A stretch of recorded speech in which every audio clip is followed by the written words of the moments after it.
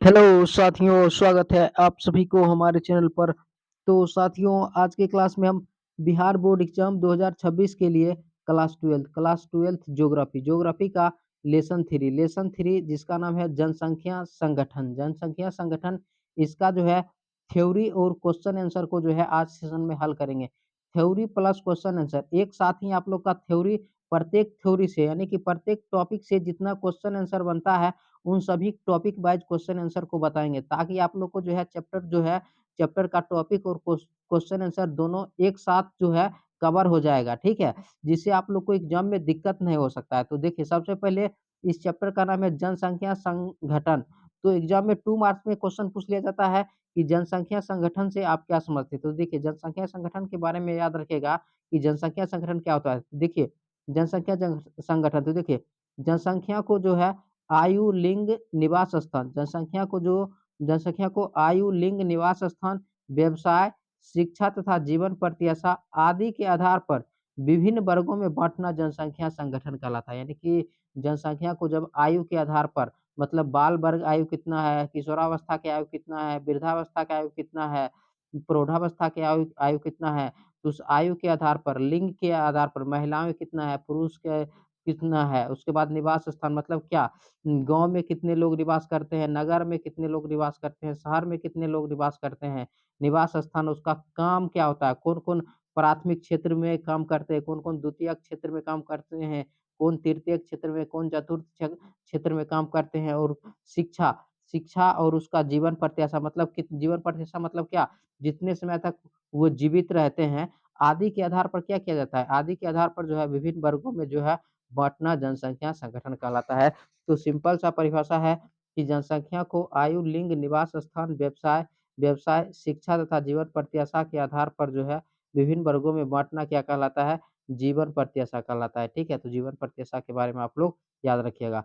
देखिए देखिए, लिंग अनुपात से आप क्या समझते हैं? तो देखिए, नेक्स्ट क्वेश्चन है, देखिए लिंग अनुपात से आप क्या समझते हैं? तो देखिए, लिंग अनुपात के बारे में आप लोग इतना बात याद रखिएगा।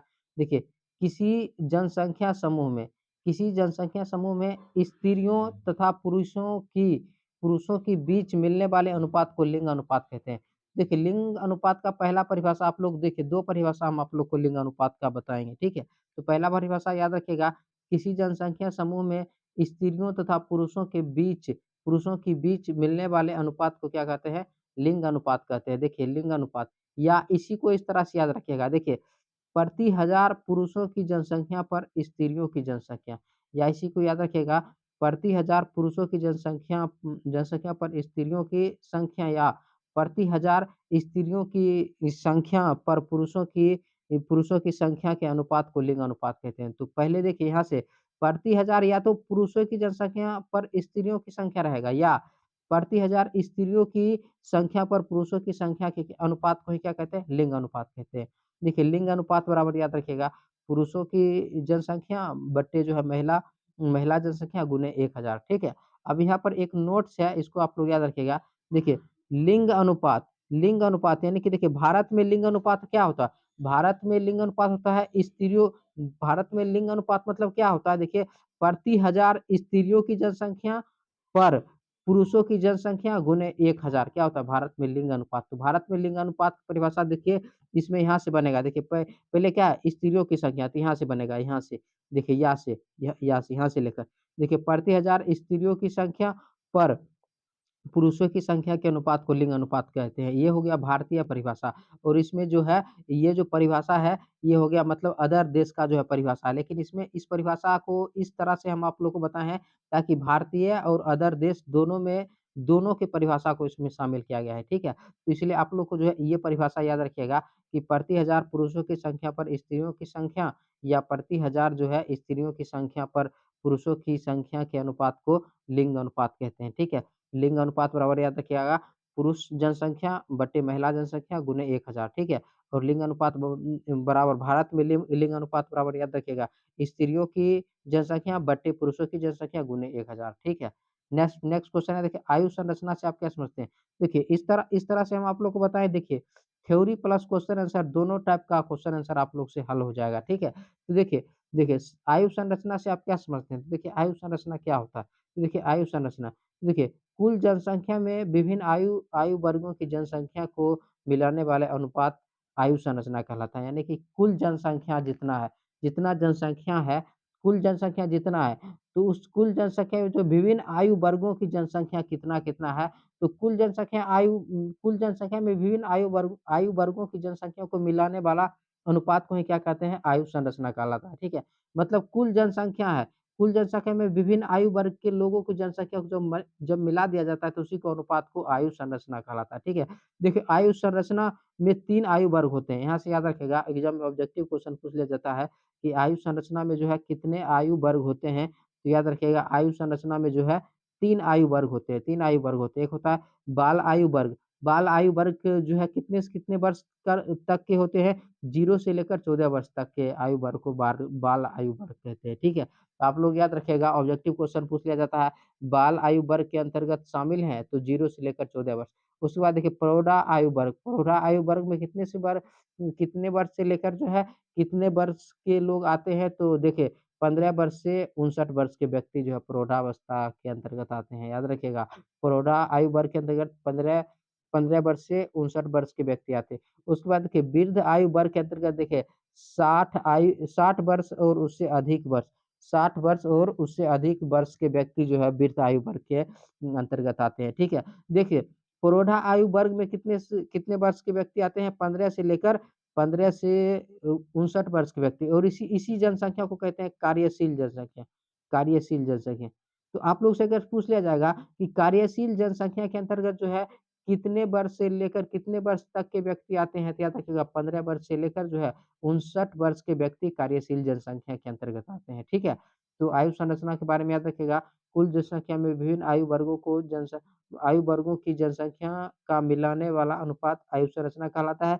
आयु संरचना में 3 आयु वर्ग होते हैं, बाल आयु वर्ग 0 से 14 वर्ष, प्रौढ़ आयु वर्ग 15 से 59 वर्ष और वृद्ध आयु वर्ग 60 वर्ष और उससे अधिक, ठीक है?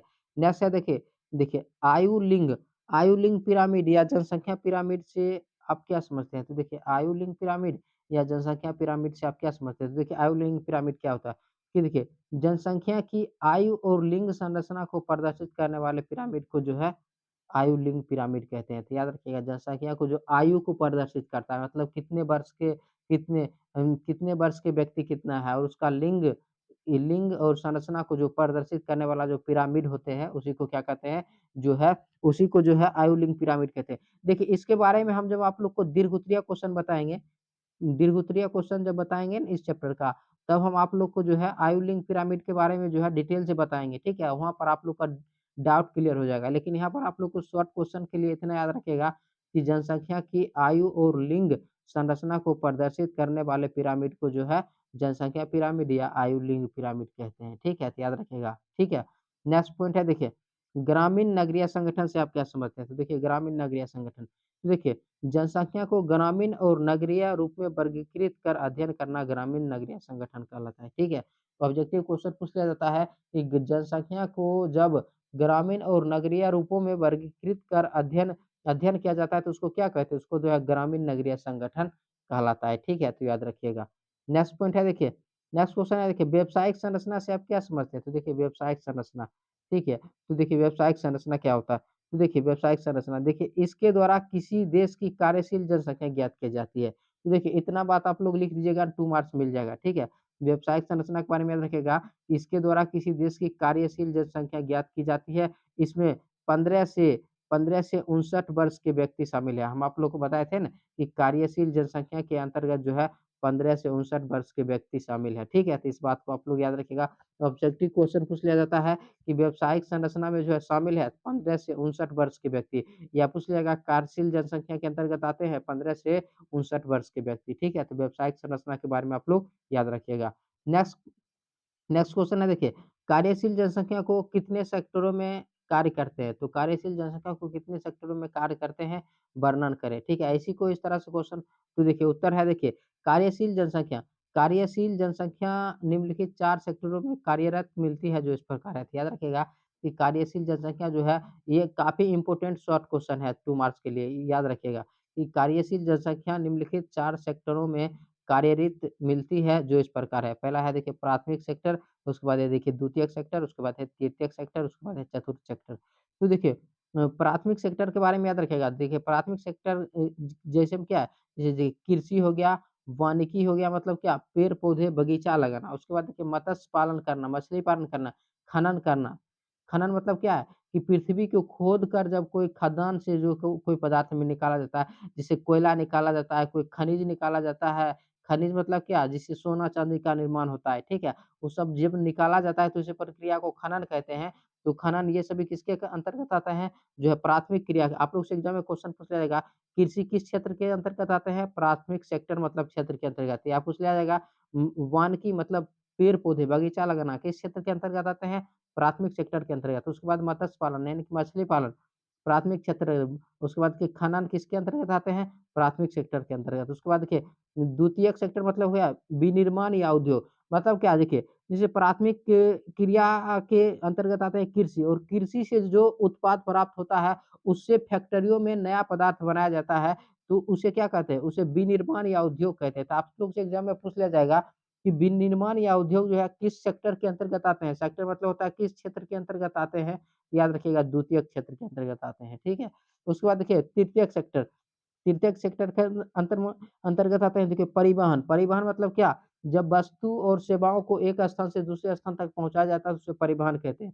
उसके बाद देखिए संचार, संचार मतलब क्या? बातचीत को, अपने सूचना को एक स्थान से दूसरे स्थान तक पहुँचाना संचार कहलाता है। संचार के माध्यम क्या होता है? रेडियो होता है, टेलीविज़न होता है, अन्य सेवाएँ, ये सभी किसके अंतर्गत आते हैं? तृतीयक सेक्टर के अंतर्गत। उसके बाद है देखिए चतुर्थ सेक्टर, चतुर्थ सेक्टर मतलब क्या? चतुर्थ क्रियाकलाप, ठीक है? तो देखिए अनुसंधान और वैचारिक विकास। अनुसंधान मतलब क्या? जब किसी पदार्थ को खोज करते हैं, किसी भी चीज़ का खोज करते हैं, तो खोज करते हैं तो क्या करते हैं? अनुसंधान करते हैं, प्रयोग करते हैं, तो ऐसे क्रियाकलाप को जो है चतुर्थ सेक्टर के अंतर्गत रखा जाता है, ठीक है? तो याद रखिएगा ऑब्जेक्टिव क्वेश्चन के लिए कि अनुसंधान तथा वैचारिक विकास किसके अंतर्गत आते हैं? चतुर्थ सेक्टर के अंतर्गत, ठीक है?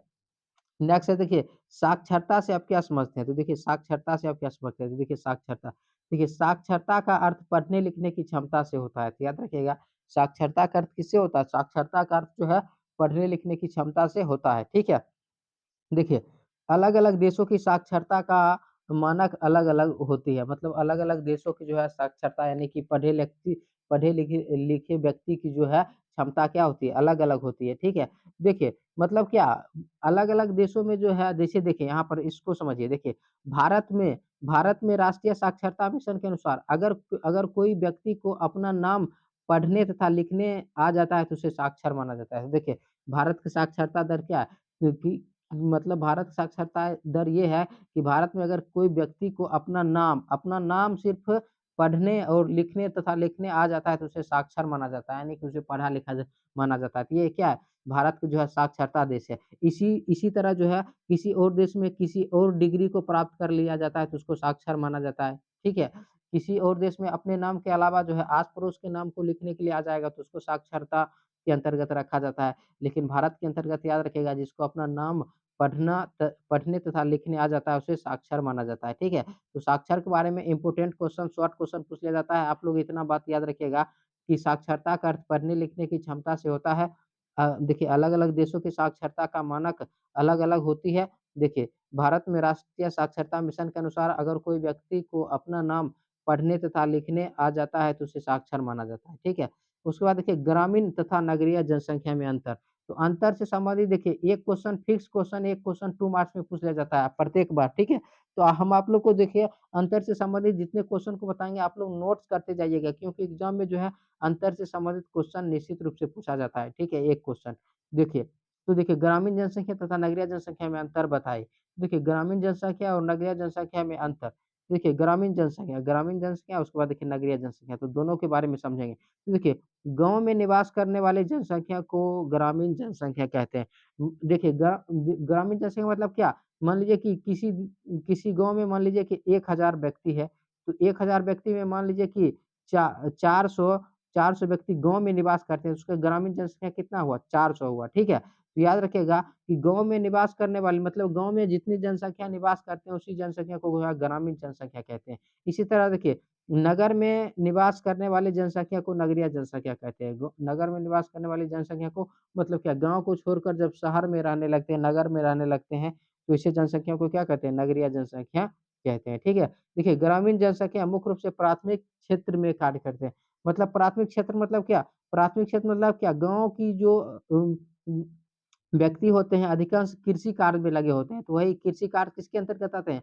प्राथमिक क्षेत्र के अंतर्गत। वही बात यहाँ पर है कि ग्रामीण जनसंख्या मुख्य रूप से प्राथमिक क्षेत्र में कार्य करते हैं, ठीक है? उसके बाद देखिए नगरीय जनसंख्या मुख्य रूप से द्वितीयक, तृतीयक और चतुर्थ सेक्टर में कार्य करते हैं और जो नगरीय जनसंख्या होते हैं, वो मुख्य रूप से देखिए द्वितीयक क्षेत्र में, तृतीयक क्षेत्र में और चतुर्थ सेक्टर में कार्य करते हैं, लेकिन प्राथमिक सेक्टर में कार्य नहीं करते हैं, ठीक है? ग्रामीण जनसंख्या का जीवन स्तर निम्न होता है। ग्रामीण जनसंख्या का जीवन स्तर क्या होता है? निम्न होता है क्योंकि अच्छे सड़क नहीं होते हैं, अच्छे जो है चिकित्सा सेवा उपलब्ध नहीं होते हैं, अच्छे शिक्षा नहीं मिल पाते हैं गाँव में, इसीलिए गाँव की जो है जीवन स्तर क्या होता है? निम्न होता है, ठीक है? और उसी में याद रखिएगा कि नगरीय जनसंख्या का जीवन स्तर उच्च होता है, लेकिन नगरीय जनसंख्या में क्या होते हैं? अच्छे सड़क होते हैं, अच्छे अस्पताल होते हैं, अच्छे स्कूल कॉलेज होते हैं, इसलिए नगरीय जनसंख्या का जीवन स्तर क्या होता है? उच्च होता है, ग्रामीण जनसंख्या का जीवन स्तर निम्न होता है। तो कॉमन बात बताएँ आप लोग को जो है अगर अंतर पूछ लिया जाता है, ग्रामीण जनसंख्या तथा नगरीय जनसंख्या में अंतर बताएँ तो आप लोग इतना बात को लिख लीजिएगा, आप लोग को 2 मार्क्स मिल जाएगा। नेक्स्ट क्वेश्चन है देखिए नेक्स्ट क्वेश्चन है देखिए स्थिर जनसंख्या तथा ह्रासमान जनसंख्या के बारे में बताइए। तो स्थिर जनसंख्या क्या होती है? ह्रासमान जनसंख्या क्या होते हैं? ये भी इम्पोर्टेंट टॉपिक है, ठीक है? तो देखिए वह जनसंख्या जिसमें दी गई अवधि वह जनसंख्या वह जनसंख्या जिसमें दी गई अवधि में जन्म दर और मृत्यु दर लगभग समान होती है, स्थिर जनसंख्या कहलाती है। क्योंकि जब जन्म दर और मृत्यु दर समान हो जाती है, तो जनसंख्या रुक जाती है, ठीक है? जनसंख्या रुक जाती है, तो ऐसी जनसंख्या को क्या कहते हैं? स्थिर जनसंख्या कहलाती है, ठीक है? तो याद रखिएगा वह जनसंख्या जिसमें दी गई अवधि मतलब क्या दी गई समय में जन्म दर तथा मृत्यु दर लगभग समान होती है, स्थिर जनसंख्या कहलाती है, ठीक है? उसके बाद देखिए ह्रासमान जनसंख्या क्या होती है? देखिए ह्रासमान जनसंख्या देखिए जन्म दर निम्न जब जन्म दर क्या होता है? निम्न होता है मतलब और मृत्यु दर उच्च होता है, तो जिससे जनसंख्या घटने लगती है। तो जन्म दर कम होगा और मृत्यु दर अधिक होगा तो क्या होगा? जनसंख्या घटने लगती है, जिसे ह्रासमान जनसंख्या कहते हैं। तो याद रखिएगा कि जब जन्म दर निम्न और मृत्यु दर उच्च हो तो जनसंख्या घटने लगती है जिसे ह्रासमान जनसंख्या कहते हैं, ठीक है? तो आप लोग को हम लेसन 3 से संबंधित जो है लेसन 3 से संबंधित जो है शॉर्ट क्वेश्चन और थ्योरी कंप्लीट हो चुका है आप लोग को। लेकिन अब इसका पार्ट 2 में हम आप लोग को इस चैप्टर से संबंधित लॉन्ग क्वेश्चन बताएँगे, ठीक है? तो वीडियो पसंद आए तो वीडियो को लाइक कीजिए, शेयर कीजिए और चैनल पर पहली बार है तो चैनल को सब्सक्राइब कीजिएगा। इसका पीडीएफ आप लोग को वीडियो के डिस्क्रिप्शन लिंक में मिल जाएगा। वहाँ से आप लोग पीडीएफ डाउनलोड कर लीजिएगा और नोट्स बनाते हुए चलिएगा। वीडियो को लाइक, शेयर और चैनल को सब्सक्राइब ज़रूर कीजिएगा। धन्यवाद।